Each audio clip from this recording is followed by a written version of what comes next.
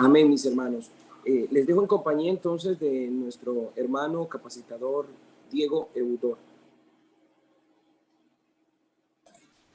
Amén, amén. Dios los bendiga a todos, Dios te bendiga, Leo. Es un gusto Amén. volver a vernos por aquí, a todos los ministros que están esta noche, que llevábamos días sin vernos, a los que no nos habíamos visto en charlas anteriores también, que Dios los bendiga, bienvenidos. Muy contento en este 2021, que empezamos pues con este tipo de capacitaciones. Y bueno, creo que ya los que han iniciado nuevamente o los que se han adherido a esta capacitación, el lunes anterior tuvieron una introducción somera y ligera sobre lo que estamos haciendo acá. La combinación de las herramientas del coaching a ese liderazgo que tiene fundamentos o principios en la palabra de Dios.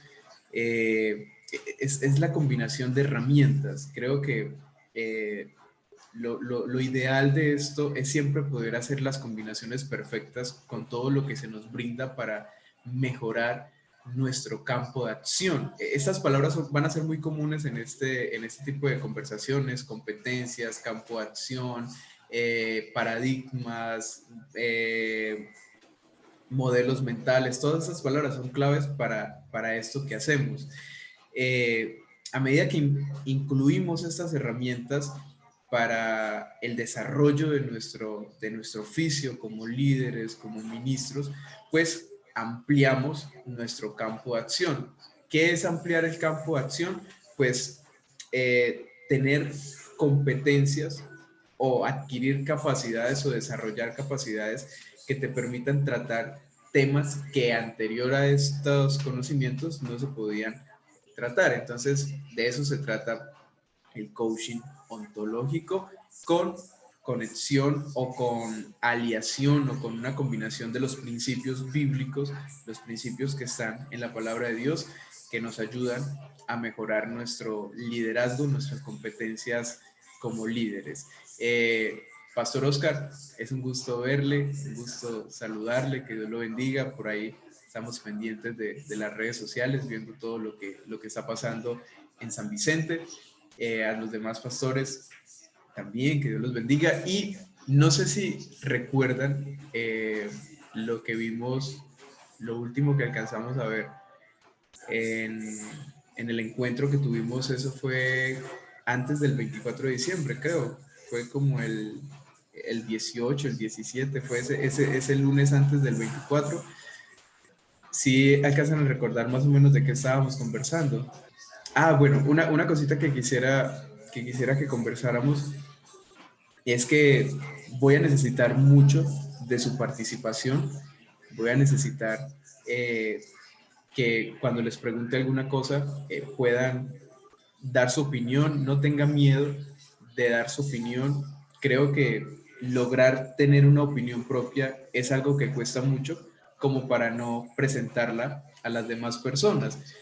No tenga miedo a estar equivocado. Creo que la mejor manera para uno aprender cosas es diciendo lo que piensa, y si está equivocado, pues adquirir el conocimiento que aportan las demás personas que están en esta reunión, que somos compañeros y que no estamos para dañarnos ni para destruirnos, sino que estamos aquí para construirnos y para que todos podamos aprender nuevas cosas que nos ayuden a crecer. Entonces, sí voy a necesitar muchísimo de su participación cuando hagamos los espacios de opiniones, que digan lo que piensan, que digan lo que creen, que digan lo que están observando, porque eso nos va a ayudar a construir lo que necesitamos aquí. En la charla anterior, no la del lunes pasado, sino en el año pasado que estuvimos aquí, estuvimos viendo la maestría personal y el liderazgo. Estuvimos hablando sobre esas competencias blandas y esas competencias duras, se dice así. No sé si alguien por ahí pudiera comentarnos si todavía recuerda algo en relación a las competencias blandas y las competencias duras, así como para hacer un recorderis. Competencias blandas, competencias duras. Estuvimos hablando de eso, que son competencias importantes para el desarrollo de nuestro liderazgo. Si recuerdan la charla que estuvimos respondiendo unas preguntas como cuáles eran los requerimientos que bosquejaban estos nuevos escenarios, cuáles eran los desafíos que teníamos ahora, ¿alcanzan a recordar? No. Yo creo que háganos un recorderis a todos para que entremos ahí. Ok. Cuando salimos a vacaciones formateamos el disco duro y entramos nuevamente ya en blanco. Sí, comprendo. Estábamos hablando en esa ocasión sobre las competencias que habían para la maestría personal y el liderazgo, y que una de las cosas importantes en la maestría personal y el liderazgo era, bueno, voy a pasar a esa presentación. Esto fue lo que vimos en el primer encuentro o en el último encuentro que tuvimos nosotros, que hablamos sobre esto, sobre qué representaba esta imagen. Llegamos al punto de que es ese sumergirnos en nosotros mismos, o algo llamado autoconocimiento. Y la clave para entender a los otros es comenzar a entendernos a nosotros mismos. Era una de los principios de los que estábamos conversando. El principio bíblico fue Salmo 51, en el verso 3, en la versión de la TLA, y dice: sé muy bien que soy pecador y sé muy bien que he pecado. Soy consciente de quién soy. No me olvido de que soy un humano. No me olvido de que estoy hecho para así poder comprender a las personas con las cuales me desenvuelvo.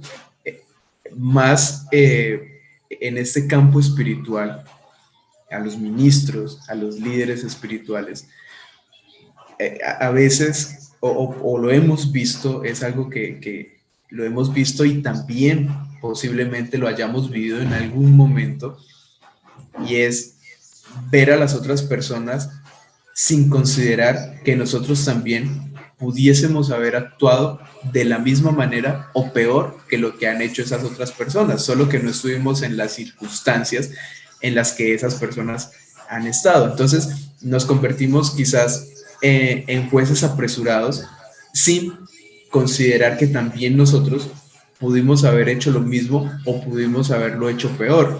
Entonces, este salmo nos invita a ser conscientes de no olvidarnos de quién soy.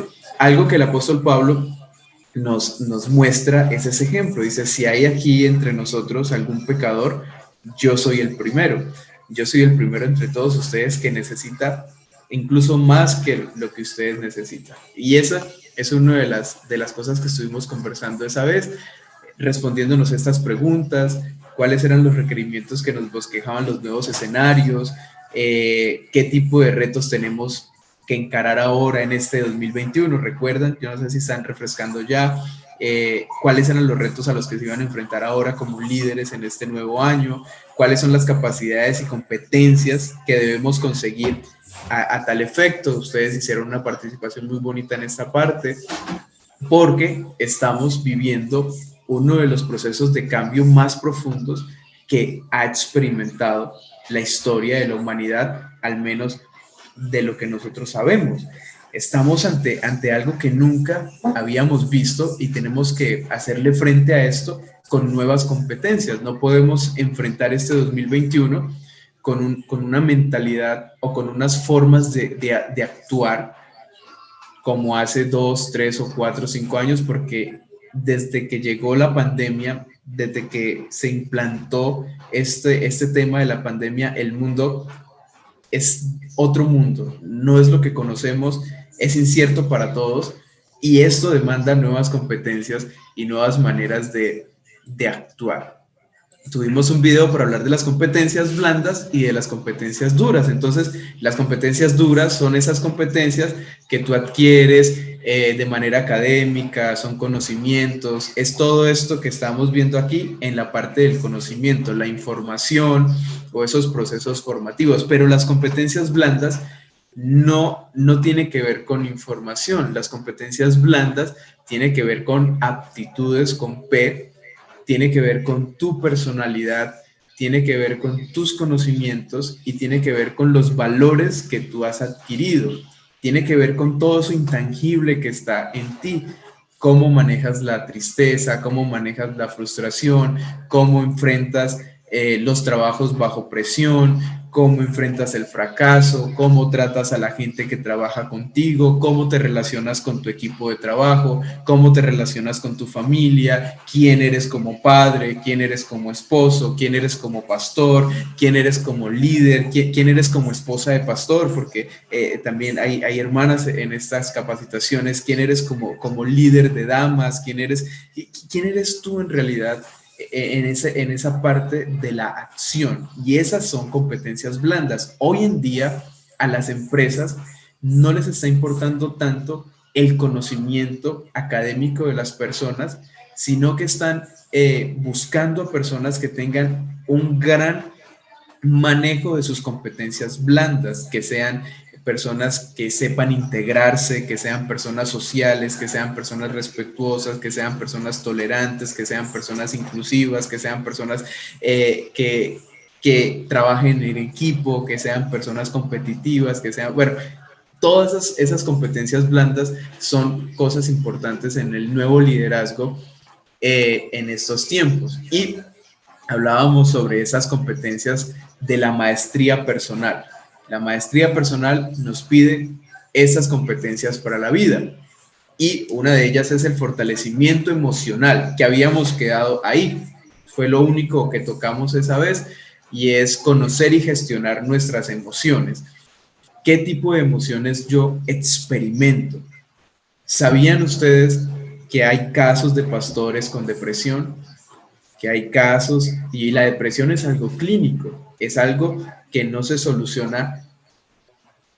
Voy a decir esto y espero me perdonen, pero que no se soluciona solamente orando, porque es algo clínico, es una enfermedad la depresión. Una cosa es tener tristeza, que se puede solucionar con oración, que se puede solucionar con un resignificado de las cosas, pero la depresión ya es algo clínico, es algo que llegó al punto más profundo y que debe tratarse de una manera totalmente diferente. Es una enfermedad, La depresión es algo que tiene que tratarse de manera clínica, y se llega a grandes estados depresivos si no se controlan y no se saben manejar las emociones, si no se sabe manejar la frustración, cuando tienes un conflicto congregacional, cuando tienes una caída o una batalla con miembros quizás de la congregación o con miembros de la comunidad, y no sabes lidiar con esas cosas, entonces eso te afecta. ¿Cómo gestionas la felicidad? ¿Cómo gestionas la alegría? ¿Cómo gestionas la gratitud? ¿Cómo gestionas el reconocimiento? Todas esas cosas tienen que ver con fortaleza emocional. Gran parte del éxito en nuestro ejercicio de las labores depende de la gestión emocional, y la Biblia nos habla de inteligencia emocional. En uno de los proverbios, el cual se lo voy a dejar de tarea, dice: el necio da rienda suelta a su ira, pero el hombre sabio controla sus sentimientos o sus pensamientos. Y eso es inteligencia emocional. Inteligencia emocional es no dar rienda suelta a todo lo que sentimos, sino canalizar y gestionar lo que sentimos. Hablábamos también de las capacidades de aprendizaje y cambio, que tiene que ver con aprender a aprender. Esa fue una de las primeras charlas que estuvimos viendo: aprender a aprender, capacidad de aprendizaje y de cambio. Las competencias conversacionales, y vamos a mejorar la calidad de nuestras conversaciones, vamos a mejorar eso que estamos hablando constantemente, el hablar de las posibilidades o el hablar de las limitaciones. el hablar de lo que podemos lograr o hablar de aquello que no podemos hacer. Entonces, ¿qué tipo de conversaciones estás teniendo contigo mismo? ¿Qué tipo de conversaciones estás teniendo con los demás? ¿Qué tipo de conversaciones estás teniendo con tu equipo de trabajo? ¿Qué tipo de conversaciones estás teniendo con los integrantes de tu familia? Y de acuerdo a esas conversaciones, vamos a ver el resultado en el territorio o en el campo en el que nos estamos desarrollando. Y en resumidas cuentas, esto fue lo que vimos la última vez que estuvimos aquí conversando. Tuvimos este espacio de este test emocional que no lo pudimos realizar por el tema del tiempo. Quisiera, aunque este es un test que es muy bueno hacerlo, pero en presencia, estando todos ahí presentes, espero que podamos tener el momento de realizarlo. Y eso fue todo lo que conversamos esa vez anterior. Hoy vamos a conversar de esas competencias para el liderazgo y la maestría personal. Y vamos a empezar hablando sobre esto, sobre esta frase. Y quiero que ustedes me digan lo que esa frase les transmite, lo que esa frase les hace pensar. La frase dice, sin liderazgo personal no hay liderazgo en equipo. Pienso yo con respecto a esto que siempre, bueno, para mí el liderazgo personal debe existir porque no podría contagiar entonces a otros, por así decirlo, si en mí no hay como esa necesidad de crear o de vincular a otros a un proyecto. Entonces siempre los proyectos nacen desde una persona, ¿sí? Pero esa persona debe tener la capacidad como tal de involucrar a los otros para que eso que de antemano ya tiene en su mente, en su corazón, en oración, pueda desarrollarse, ¿sí? Porque ya lo tengo en mi ser, ahora debo hacerlo partícipe a los demás. Entonces es importantísimo el liderazgo personal, ese que se hace de manera individual. Amén, amén, hermana. Muchísimas gracias por su aporte, muy valioso. ¿Alguien más nos quiere compartir lo que le comunica esa frase? No, pues yo, hermano, yo opino, o sea, sobre lo que puedo ver ahí, entre todas las cosas, es que uno tiene que amarse primero, ¿verdad? Amar lo que uno, es más, amar lo que uno hace, porque yo pienso que sin liderazgo personal, es decir, primero debemos organizarnos nosotros en lo que somos, en las emociones, en tantas cosas, y, y amarnos nosotros, y amar lo que hacemos, amarlo, porque si nosotros no amamos lo que hacemos, entonces no podemos ser buenos líderes, porque nosotros nos debemos amar nosotros como persona primero, amar todo lo que Dios ha hecho por nosotros para después nosotros participar de los demás, lo que ya en nosotros está prácticamente es como rebosando, ¿no? Para uno ser un buen líder, uno tiene que mostrar todos los afectos y todas las cosas. Yo pienso de esa manera, o sea, mirando ahí de que si yo no amo lo que hago, no me amo a mí como persona, entonces ¿cómo voy a amar a los demás? ¿Cómo voy a ser un buen líder? Yo creo que lo primero es amarse uno, ser uno, liderar su vida, como dice ahí mismo, dice sin liderazgo personal no hay liderazgo en equipo. Yo pienso que eso es así, o sea, es imposible. Lo que veo ahí es que lo primero que tengo que ser yo, ser líder de mi propio cuerpo y mis propios pensamientos para después ser un líder de un equipo. Amén, amén, hermano Cristóbal.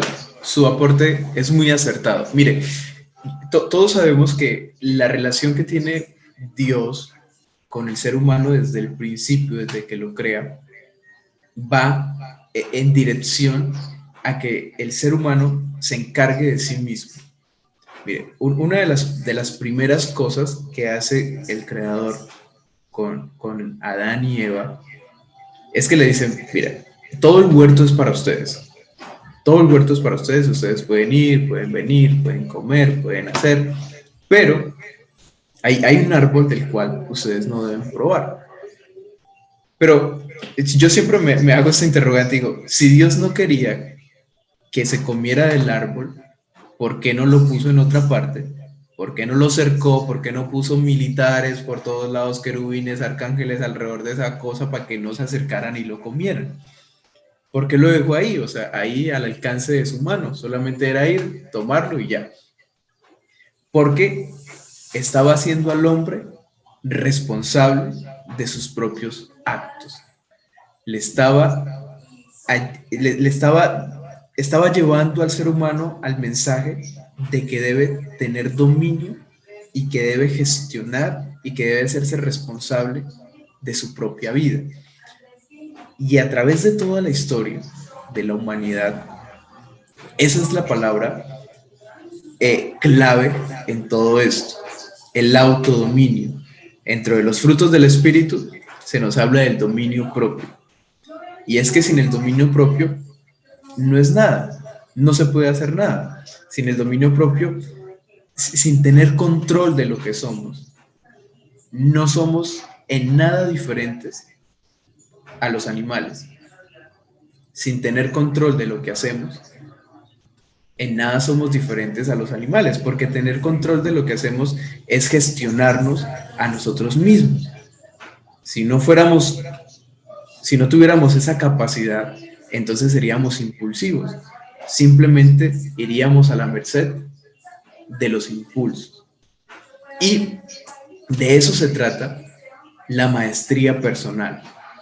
La maestría personal es el primer paso que tenemos que dar a la hora de ejercer el liderazgo. Y la maestría personal es ese trabajo que hago conmigo mismo. El coaching ontológico es el encargado de revisar al ser humano en su ser, en su esencia. ¿Quién soy? ¿Qué hablo? ¿Qué pienso? ¿Qué digo? ¿Quién soy actuando? ¿Qué es lo que yo soy? Porque de acuerdo a lo que yo soy, de acuerdo a lo que yo estoy construyendo en mí, es lo que voy a construir afuera. Me construyo adentro para construir afuera. Y lo que decía el hermano Cristóbal es muy cierto. Yo no puedo trabajar o liderar a otros si no puedo liderarme a mí mismo.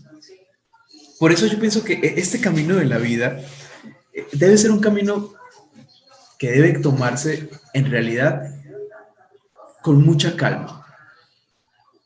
Porque el trabajo de conocerse a uno mismo es un trabajo muy, muy extenuante, muy complejo, sabiendo que somos personas muy cambiantes en el tiempo y que muchas cosas van a cambiar de acuerdo a muchas circunstancias, a personas con las que nos relacionamos. Entonces es un trabajo en el que tenemos que ocuparnos muy seguidamente. El maestro dice que uno no se puede ocupar de lo que está en la vida de las otras personas cuando en su propia vida hay situaciones más complicadas. Dice, usted no puede fijarse en la viga en la paja que hay en el ojo de su hermano cuando no se ha dado cuenta que tiene una viga así grandísima en su propio ojo. Y quiere decir que lo primero que hay que hacer para ir a construir afuera es construir adentro. Es mirarnos a nosotros mismos y liderarnos a nosotros mismos para poder hacer un buen trabajo allá afuera. ¿Por qué? Porque al trabajar en mí, entonces voy a tener una comprensión más humana de la gente que está a mi cargo o bajo mi responsabilidad. Voy a poder llevar un mensaje y un evangelio que pueda salvar a las personas que me están oyendo. Y eso es lo que hace a Jesús y el mensaje que lleva, un mensaje tan trascendente, porque era un mensaje que era dado a personas con necesidades, a personas vulnerables, y era un mensaje que los construía, pero era que el trabajo que estaba haciendo o el trabajo que había realizado Jesús en sí mismo era un trabajo enorme. Estamos hablando de todo su ministerio como El Salvador. Es un trabajo muy, muy, muy genial. Dice la Biblia que crecía en gracia, que crecía en estatura y que crecía en sabiduría, en estatura y en gracia para con Dios y con los hombres. Y ese proceso duró 30 años. Fueron 30 años de aprendizaje y de crecimiento, que cuando salió a trabajar en otras personas, su mensaje fue a lo más profundo. Ya sabemos todo lo demás, sabemos todo lo que usted sabe, ya está. Pero este análisis es para ver la importancia de lo que es tener un trabajo en sí para poder trabajar en otros. Y mire lo que dice este proverbio. Como ciudad sin defensa y sin murallas es quien no sabe dominarse. Y yo creo que nos podríamos quedar a conversar sobre eso, porque la idea no es correr, como una ciudad sin defensa. Mira, lo que te expone o lo que te hace débil es no poder tener control. Lo que hace a esas personas que cuando ven violentada su autoridad y explotan y atacan y dañan es solamente mostrar su debilidad y su vulnerabilidad.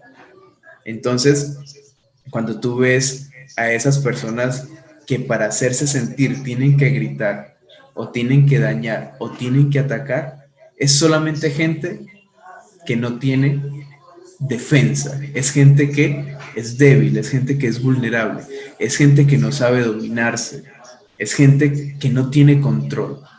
Y nosotros no podemos ser ese tipo de personas, nosotros debemos ser ese tipo de personas sabias. El sabio domina, el sabio controla, el sabio gestiona, el sabio piensa.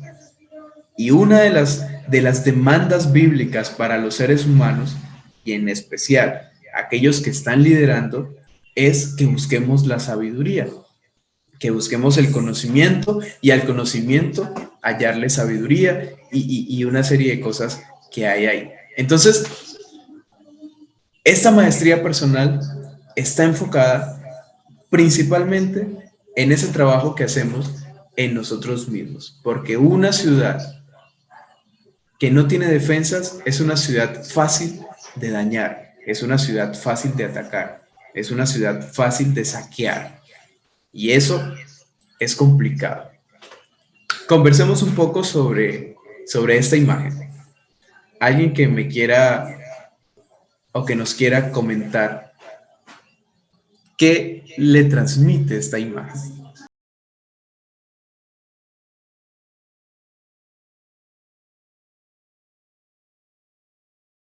La falta de autocontrol nos destruye a sí mismo. Por falta de autocontrol se pegó el martillazo solo y deja de brillar. Gracias, pastor. Muy buen análisis. Cuando no nos controlamos a nosotros mismos, el daño de manera directa es un daño hacia nosotros mismos. Es perjudicial. ¿Alguien más nos quiere compartir sobre esta imagen?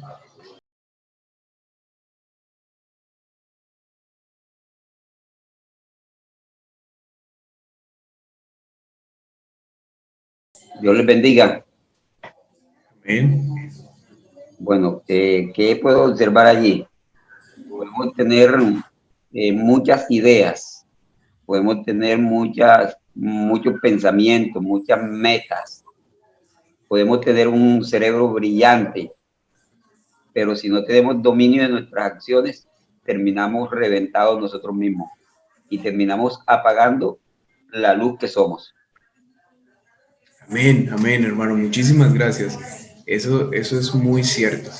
Bueno, les quiero contar sobre esta imagen, sobre lo que yo percibo de esta imagen y por eso está en esta presentación.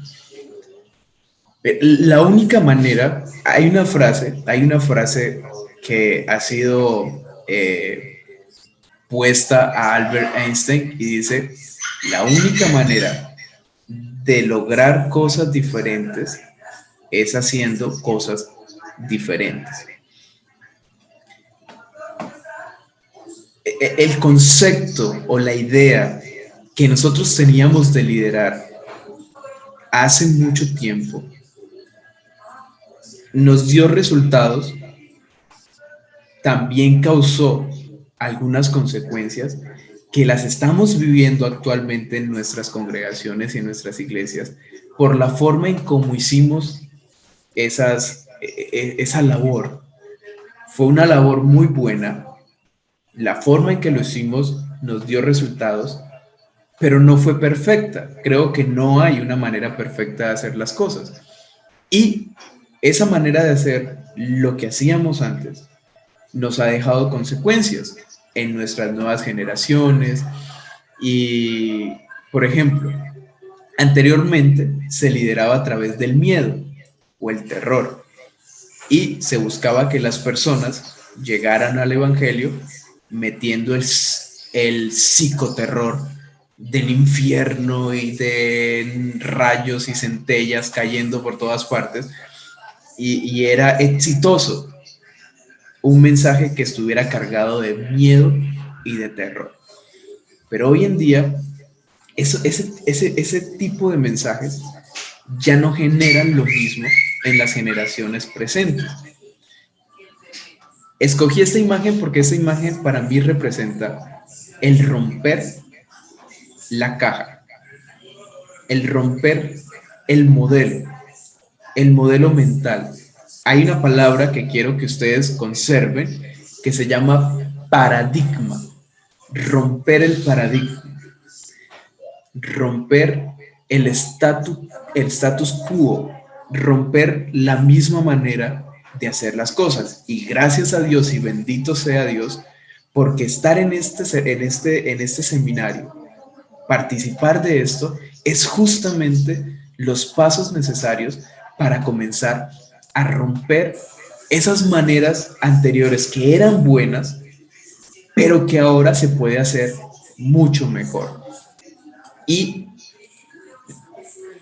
esto es lo que venimos buscando, un camino hacia un nuevo paradigma del liderazgo. Ya hemos hablado de la maestría personal, que está enfocada específicamente en una cosa y es en trabajar en mí mismo. Entonces, nuestra tarea es comenzar a trabajar en nosotros mismos, comenzar a trabajar en nuestras emociones, nuestros pensamientos, en nuestra visión, en nuestras conversaciones y todo lo demás.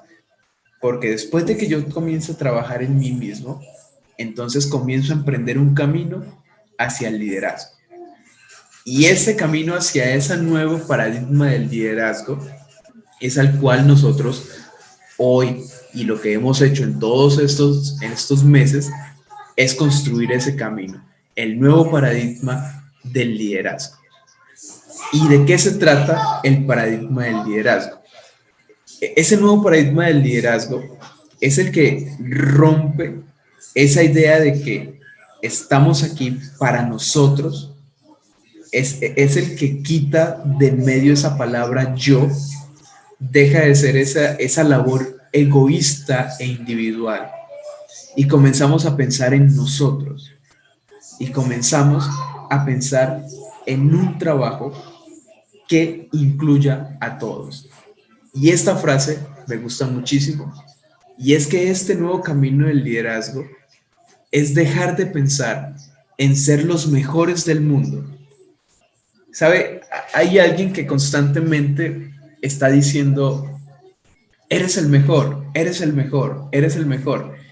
Pero a mí personalmente, cuando me dijeron que era el mejor, pues suelo a veces decir las cosas que pienso con mucha libertad. Y digo, pero soy el mejor, ¿comparado con quién? ¿Quiere decir que hay gente peor? ¿Quiere decir que hay gente, o sea, quiere decir que yo soy el mejor y hay gente que no es mejor? O quizás te voy a aceptar mejor que digas que soy muy bueno en lo que hago, pero no que soy el mejor, porque es algo muy subjetivo. Soy el mejor en relación con quién, comparado con quién. Entonces, en lugar de buscar ser los mejores, ser el mejor predicador, ser el mejor pastor, ser el mejor esto, debemos comenzar a pensar en que este camino del liderazgo no es el camino de ser los mejores del mundo, sino que este camino del liderazgo es un camino que nos invita a convertirnos en lo mejor para el mundo. No somos lo mejor del mundo, porque la Biblia lo dice. La Biblia dice que de lo vil y de lo menospreciado Dios tomó. Entonces no somos lo mejor del mundo. No somos los mejores del mundo. No somos las mejores personas.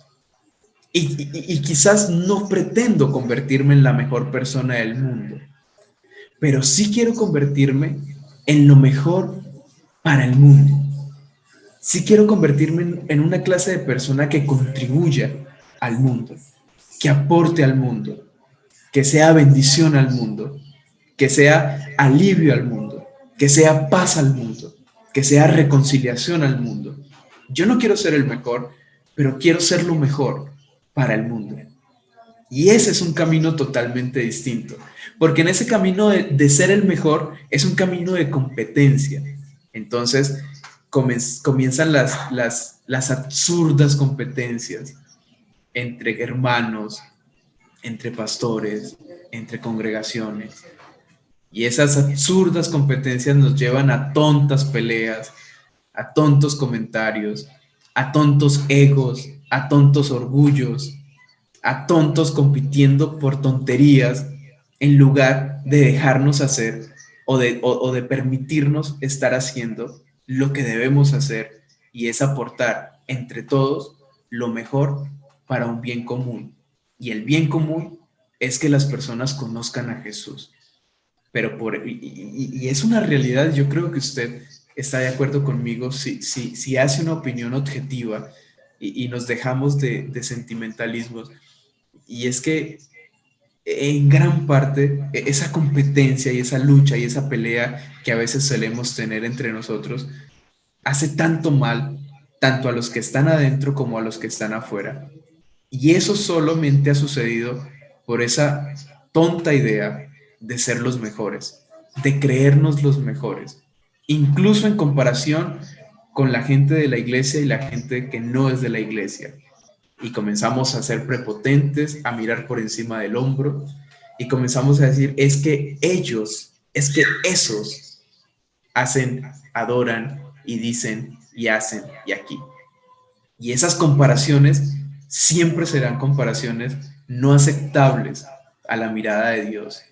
La Biblia nos dice que Dios mira de lejos al altivo, y de cierta manera eso quiere decir que no acepta que estén cerca las personas que se creen mejores. Pero al cambiar esa mirada y comenzamos a caminar en el liderazgo que nos lleva a convertirnos en lo mejor para el mundo, que a pesar de ser lo que somos o lo que fuimos, estamos aquí queriendo aportar algo para que el mundo sea mejor, para que el lugar en donde vivo sea mejor, para que el lugar en donde yo estoy liderando sea mejor, para que las personas con las cuales yo me estoy relacionando, las personas que están bajo mi cuidado, sean mejores personas para seguir bendiciendo a aquellos que están a mi alrededor. Entonces, ese nuevo camino del liderazgo, esa nueva ruta, el rompimiento de ese paradigma que tiene que ver con un liderazgo más egoísta, con un liderazgo más encargado a enriquecer mi imagen, a vender mi imagen al mundo. Ese liderazgo debe romperse y debemos nosotros comenzar a construir otro tipo de liderazgo, y es el liderazgo que invita a todos a un bien común y convertirnos todos en lo mejor para el mundo. ¿Qué es lo que estamos aportando al mundo en el que estamos viviendo? Entonces, eso tiene 3 escalones importantes. El primer escalón es que si no eres capaz de liderarte a ti mismo, no vas a poder liderar a otra persona. Ese es el primer paso. Antes de ir a reventar, antes de ir a hacer las cosas más sobresalientes, si no somos capaces de liderarnos a nosotros mismos, no vamos a poder dirigir o liderar a otras personas. Y muchos líderes están teniendo conflictos en ese primer paso. Ahora, eso genera una reacción en cadena. Si no eres capaz de liderar a otra persona, no vas a poder liderar a una empresa. Ahora, cambiemos ese nombre de empresa y hablemos de iglesia. Si yo no me puedo liderar a mí mismo, no voy a poder liderar a una persona. Y si yo no puedo liderar a una persona, mucho menos voy a poder liderar a una congregación que son 20, 30, 40, 50, 100, 200, 500, 800, 1000 personas. Y eso, en gran escala, es un daño enorme que nos estamos haciendo nosotros y que le estamos haciendo a los demás. Y si yo no puedo liderar un grupo, una empresa, una iglesia, tampoco voy a poder liderar una comunidad o una nación. En otras palabras, si yo no puedo liderar mi congregación, no voy a poder ser impacto en mi sociedad, en mi comunidad, y mucho menos a mi nación. ¿Por qué? Porque voy a estar tan ocupado resolviendo el caos dentro que no voy a tener tiempo para brillar. Y lo que decía el hermano, y voy a comenzar a apagar mi propia luz.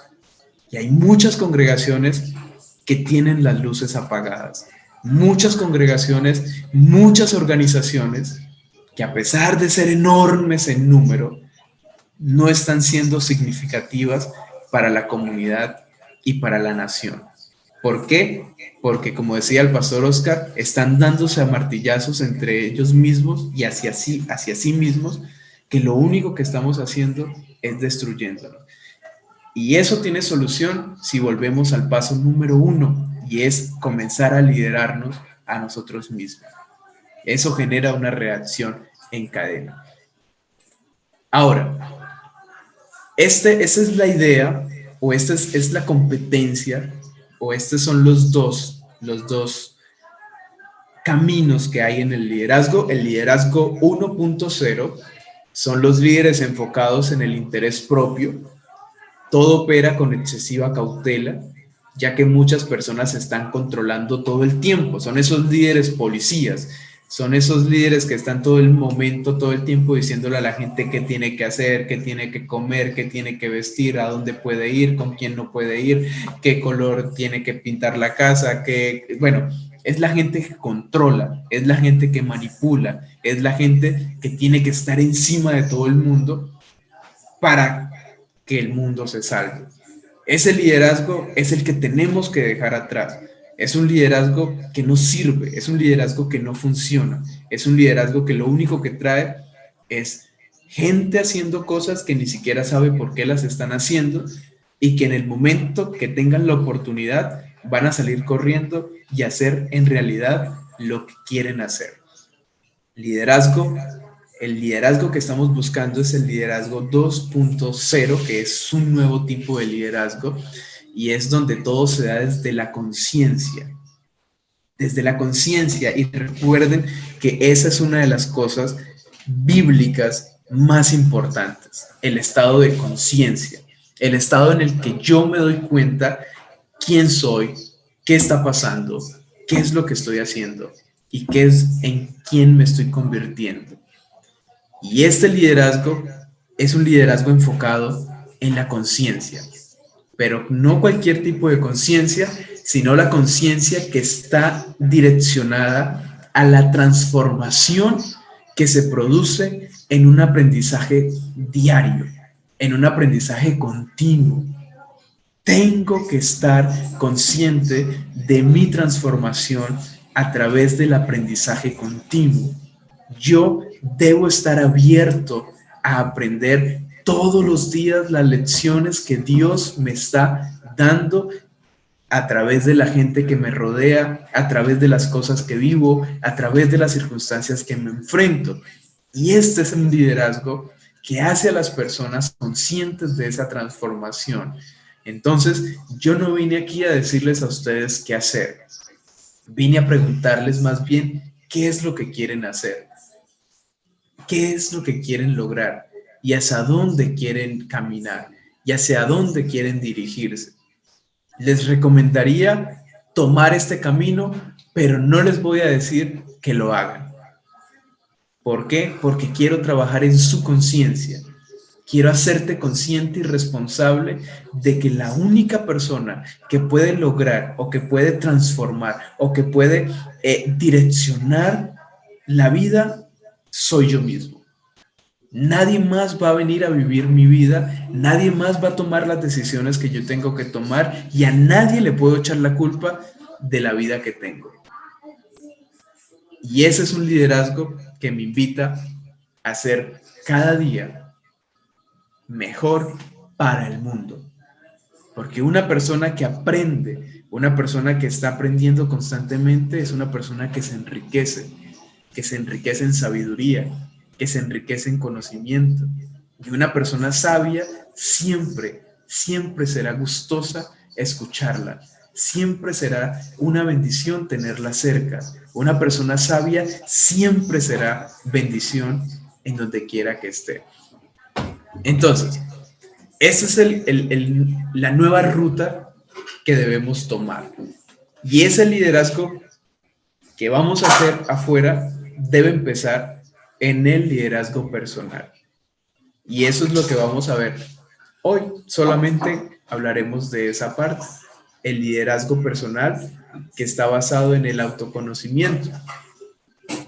¿Y qué es específicamente ese autoconocimiento? Y esa es la parte evaluativa, mis estimados hermanos, y es: hoy debemos hacernos conscientes de nuestros modelos mentales.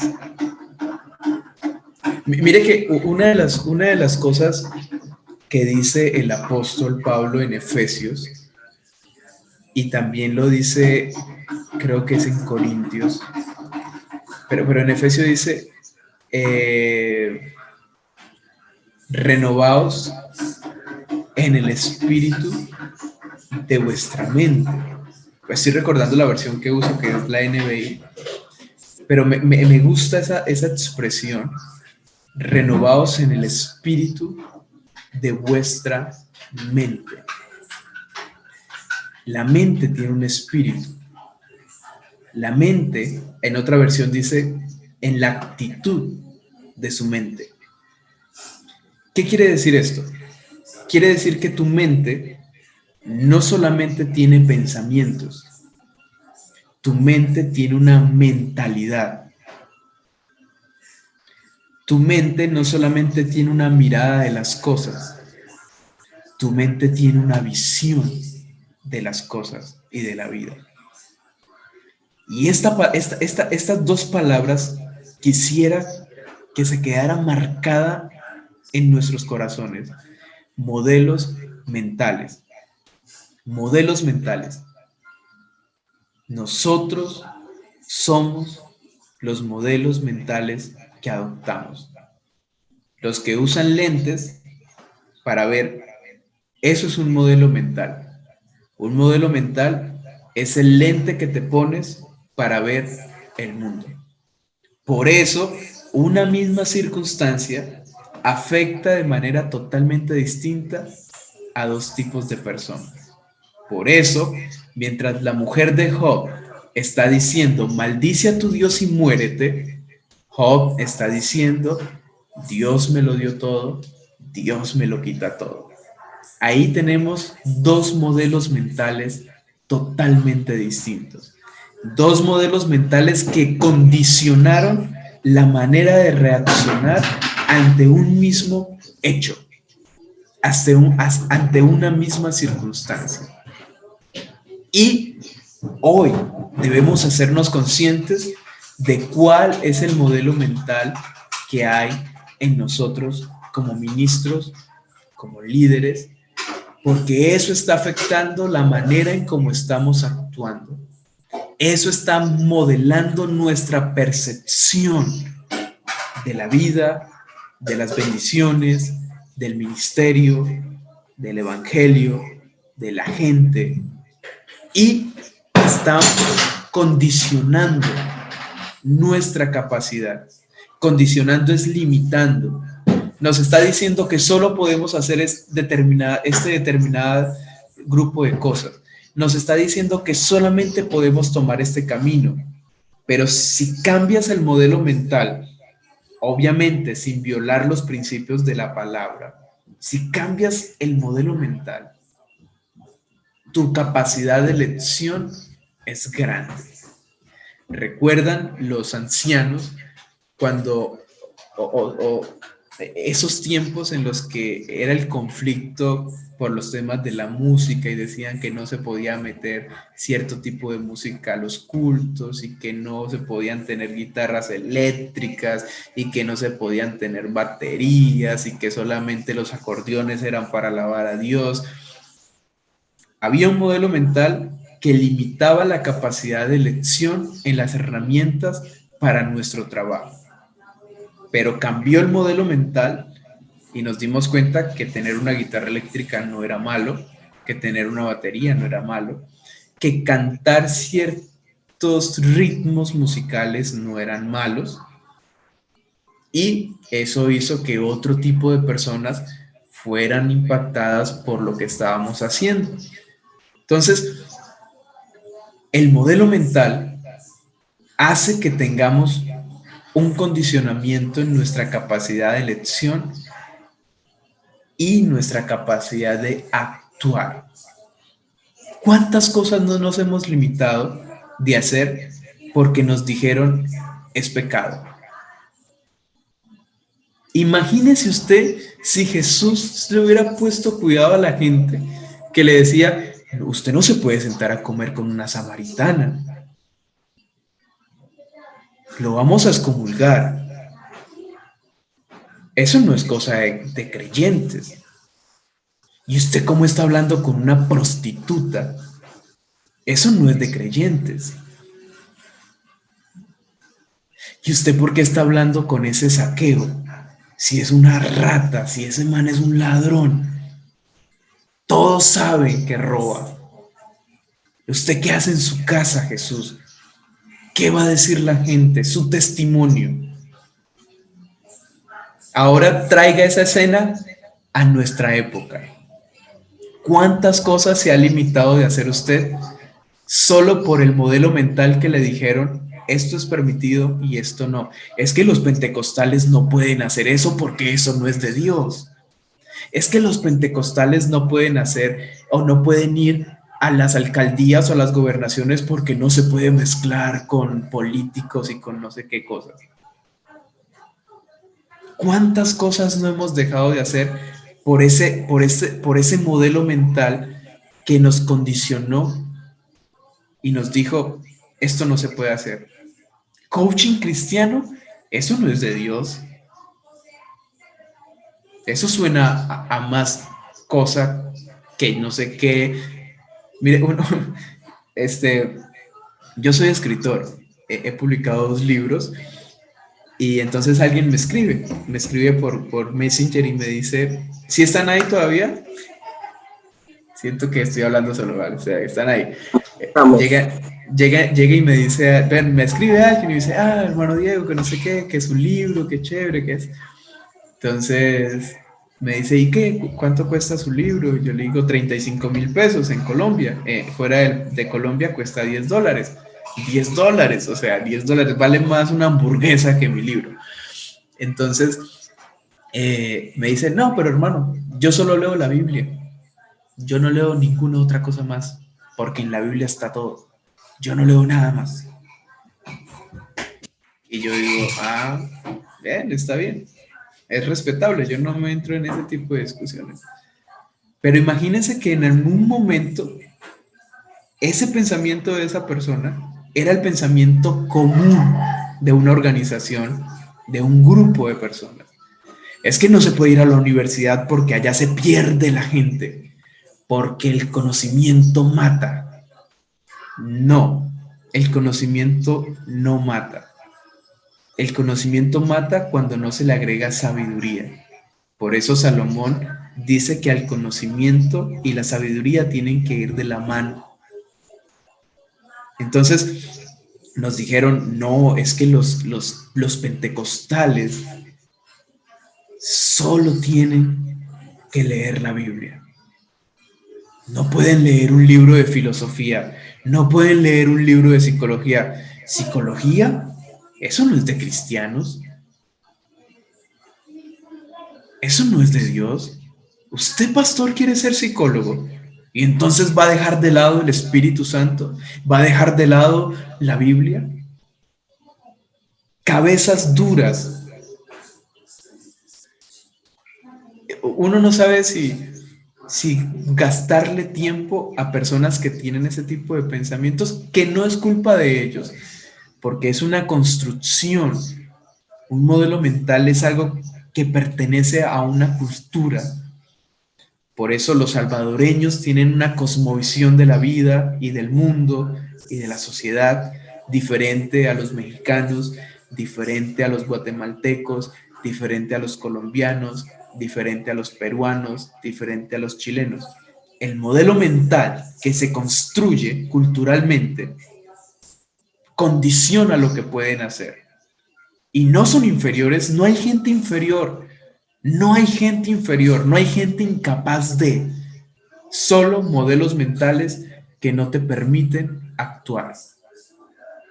Solo modelos mentales que te cohíben de hacer cosas que podrías estar haciendo. Y volvamos al punto de Jesús. Y si Jesús le hubiese puesto cuidado a esa gente que le decía que no cenara con ladrones, que no fuera a fiesta con borrachos, porque decían que Jesús se la pasaba con borrachos. Imagínese usted en dónde estaría metido Jesús para que la gente dijera que se la pasaba con borrachos. Es que yo no me puedo sentar ahí con ese señor porque ese señor es un borrachín y pasará algún hermano y dirá que yo soy también un borracho como él. ¿Desde cuándo vivimos por el qué dirán? ¿Desde cuándo dejamos que lo que digan las personas afecte quienes somos? Cuando tenemos una misión mucho más grande. Si Jesús le hubiera puesto cuidado a la gente que le decía que no hiciera lo que hizo, pues ni a la cruz hubiese ido. Porque Pedro llegó y le dijo, maestro, no tienes que ir, no lo hagas, te van a matar. Porque la visión que tenía Pedro de ese Salvador y de ese Mesías era una visión totalmente distinta. Entonces, hoy debemos definir con qué modelo mental estamos viviendo y estamos liderando a nuestros grupos, a nuestras iglesias, a nuestras personas. Y les quiero decir algo, muchas cosas que en años pasados se creía que no se podían hacer, podríamos explorarlas y saber que no era tan peligroso como nos habían dicho. Que ir a dar una conferencia en la gobernación no era tan peligroso. Que sentarte en una reunión con tu alcalde y contarle un proyecto de transformación social no era tan peligroso. Que ir a esos lugares donde nunca fuiste por miedo a lo que dijeran no era tan peligroso. ¿Por qué? Porque rompimos el paradigma. Mire lo que dice Pablo en Corintios, creo que es la primera carta. Dice, no se amolden al mundo actual. No estamos buscando encajar. No. Sino que sean renovados por medio de la transformación de vuestro entendimiento. Así podrán saber cuál es la buena voluntad de Dios, agradable y perfecta. La única manera de poder comprender la buena voluntad de Dios agradable y perfecta es teniendo una transformación en la manera en cómo estamos concibiendo el mundo, la vida, el evangelio y el mensaje de Jesús. Porque también el modelo mental altera el mensaje de Jesús. Porque el modelo mental es el filtro y es lo que nos hace ver hacia afuera. Entonces, por eso la Biblia nos manda a tener la mente de Cristo. Porque al tener la mente de Cristo, ya no nos movemos por nuestra mentalidad, sino que ahora tenemos incrustada la mentalidad de Cristo. Pero no el Cristo que hemos religiosizado. Esa palabra no sé si existe. No el Cristo que hemos metido a la religiosidad, sino el Cristo que se sentó con la samaritana cuando no debía hacerlo, que se sentó a comer con Zaqueo cuando no debía hacerlo, que perdonó la vida de la ramera cuando no debía hacerlo, que murió por pecadores cuando no debía hacerlo. Entonces debemos considerar esa mentalidad de Cristo. No el Cristo religioso, sino el Cristo bíblico. Un Cristo que vino a romper paradigmas. Un Cristo que vino a mostrarnos una nueva manera de liderar. Un liderazgo comprometido con el nosotros. Un liderazgo comprometido con el bienestar de otros. Cristo no vino a ser el mejor humano. Cristo no vino a mostrarse como el mejor ser humano. Cristo vino a ser el mejor para el mundo. Y fue el mejor para el mundo. Porque por su sacrificio fuimos nosotros salvados. Y por su rectitud, por ser justo, por ser ese hombre que no tuvo pecado, que se guardó, que creció en gracia, en sabiduría, en conocimiento y en estatura. Entonces, fue el hombre ideal para el sacrificio. Porque yo digo una cosa, estimados hermanos, Cristo no venía formateado. O sea, me cuesta creer que venía en automático, porque no tendría gracia, o sea, no tendría sentido un Jesús que viniera en automático. Entonces, si hubiese ahorrado los 30 años de crecimiento, hubiese empezado a salvar gente a los 10 o a los 12. O sea, ¿para qué todo ese poco de años? Era necesario un proceso. Y el Cristo, la persona de Jesús, vivió ese proceso y por el mérito de su vida y por el mérito de su muerte, es que pudo cargar sobre sí el pecado de la humanidad. ¿Alguna pregunta? ¿Alguna inquietud? ¿Algún aporte? De esta manera terminamos el día de hoy y nos quedaría un próximo encuentro para terminar en definitiva esto que es liderazgo, maestría personal y liderazgo.